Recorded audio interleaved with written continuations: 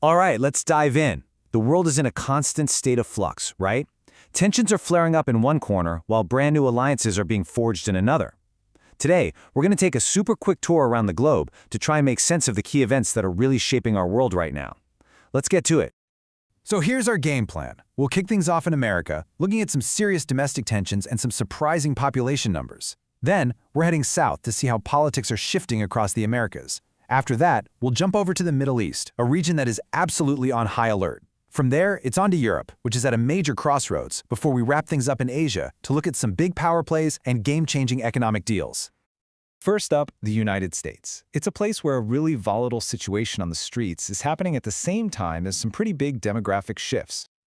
Yeah, the situation on the ground has been incredibly tense. In Minneapolis, there's been widespread outrage after a protester, Alex Preddy, was fatally shot by federal immigration agents during a street protest, and this is actually the second death of this kind. The response from the White House? Well, it was very direct. With criticism coming from all sides, Donald Trump made a promise to de-escalate the federal presence. The agent who was leading that operation was actually pulled out and replaced. Now, while these clashes are grabbing all the headlines, there's a quieter but really significant change happening. Net migration to the U.S. has dropped to 1.3 million. That is a huge fall from 2.7 million just the year before. This slowdown is the main reason why America is seeing its slowest population growth since the pandemic.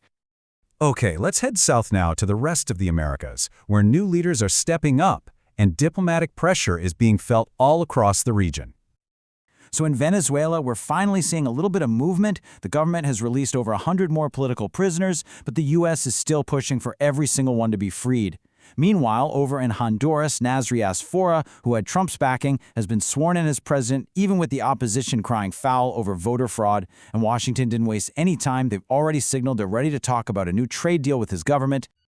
All right, now we pivot to the Middle East. This is where the rhetoric is heating up like crazy, and the human cost of these long-simmering conflicts is becoming tragically clear. The language being used has just escalated dramatically. Donald Trump gave this incredibly stark warning to Iran, basically saying that if they don't make deals on their nuclear program and foreign policy, the next attack would be far worse than anything before. And to back that up, the USS Abraham Lincoln is reportedly already in the region. The chaos inside Iran makes it almost impossible to get a real handle on the scale of the recent unrest. A human rights monitor based in Washington has confirmed over 6,300 deaths, but opposition sources on the ground, they claim the real number could be as high as 30,000. That massive gap just tells you everything about the brutal and confusing reality of the situation.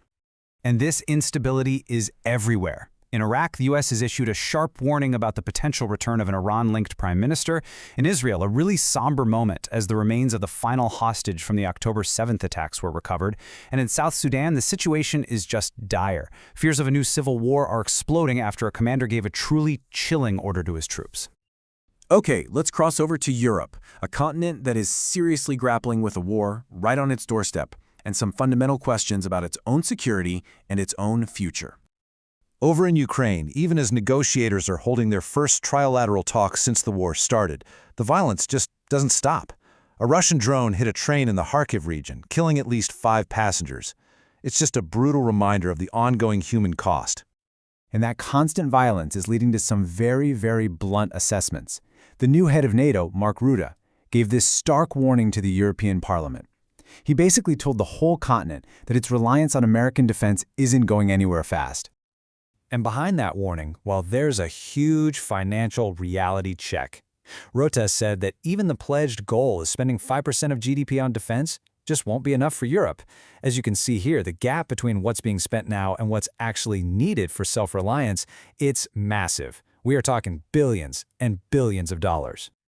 For our final stop, let's turn to Asia, where we're seeing a very different kind of story play out. A major power tightening its grip at home, while new economic alliances are totally reshaping trade abroad. In China, we're watching the biggest shakeup of the military leadership in decades.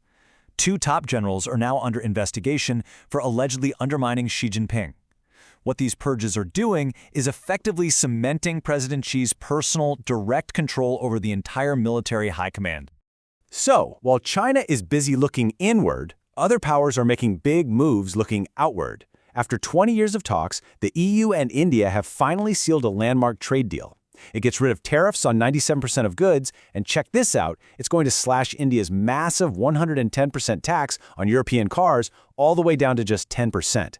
This deal creates a powerful new economic bloc and, you better believe it, puts a ton of pressure on the US to keep up. And that pressure is really interesting, especially when you compare it to other negotiations.